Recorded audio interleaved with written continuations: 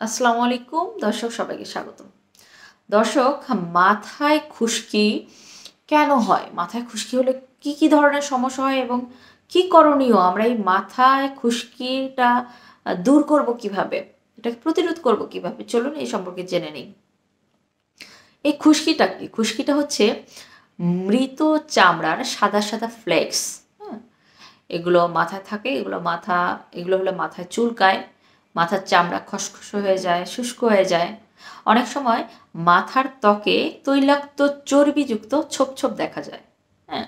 তখন চুল পড়ার সমস্যা তৈরি হয় এবং অন্যান্য বিভিন্ন ধরনের ইনফেকশনও কিন্তু হতে পারে। এক ধরনের চর্মরোগ, হ্যাঁ? সেটাকে বলা হয় সেবোরিক ডার্মাটাইটিস। এই সমস্যাটাও দেখা দিতে পারে। যাই হোক, এই খুশকিটা আসলে কেন হয়? খুশকি মূলত এক ধরনের ফাঙ্গাল ইনফেকশন। ম্যালাসেজিয়া নামক ছত্রাক মাথার ত্বকে যখন বৃদ্ধি পায় তখন এই খুশকিটা কিন্তু তৈরি হয়।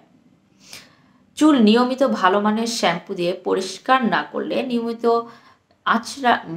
যদি না আঁচড়ান, যদি নিয়মিত ব্রাশ না করা হয়, তাহলে কিন্তু এই খুশকিটা হতে পারে। মাথার ত্বক এবং চুল আঠালো এবং তৈলাক্ত থাকলেও মাথায় খুশকি হতে পারে। হরমোনাল কারণেও চুলে খুশকি হতে পারে। ভিটামিন বি এবং জিঙ্ক সমৃদ্ধ খাবার না খেলে, চর্বি বেশি খেলে এই খুশকি হতে পারে। অতিরিক্ত মানসিক চাপ থাকলেও কিন্তু মাথায় খুশকি হতে পারে। এই খুশকি হলে আমরা কি করব? আমাদের করণীয়টা কি? চলুন জেনে নেই। শ্যাম্পু করার আগে চুলে তেল লাগিয়ে কিছুক্ষণ পর নরম চিরুনি নরম চিরুনি বা হেয়ার ব্রাশ ব্যবহার করে খুশকি বা এই আলগা যে সাদা ফ্লেক্সগুলো রয়েছে এগুলোকে সরিয়ে ফেলতে হবে। নখ দিয়ে খুঁটিয়ে অনেকে ফ্লেক্স সরানোর চেষ্টা করেন। নখ দিয়ে খুঁটিয়ে কিন্তু ফ্লেক্স সরানো যাবে না, কারণ নখে ময়লা থাকলে সেটা থেকে কিন্তু স্ক্যাল্প বা চামড়ায় বা চুলের গোড়ায় কিন্তু ইনফেকশন হয়ে যেতে পারে। ঘন শ্যাম্পু করতে হবে।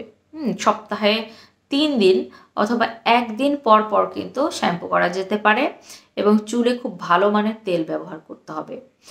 ডাক্তারের পরামর্শে কিটোকোনাজল গ্রুপের শ্যাম্পু ব্যবহার করতে পারেন। এটা খুশকি দূর করার এক ধরনের শ্যাম্পু। এই শ্যাম্পু দিলে খুশকি দূর হয়ে যায়। বাইরে বের হলে ময়লা ধুলোবালি এবং রোদ থেকে চুলকে রক্ষা করতে হবে। ছাতা, টুপি, স্কার্ফ বা ওড়না আপনারা ব্যবহার করতে পারেন। মাথার ত্বকে কোনো ধরনের জ্বালা পোড়া বা ক্ষত তৈরি হলে অবশ্যই ডাক্তারের কাছে যাবেন।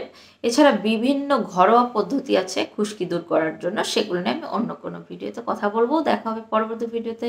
আসসালামু আলাইকুম।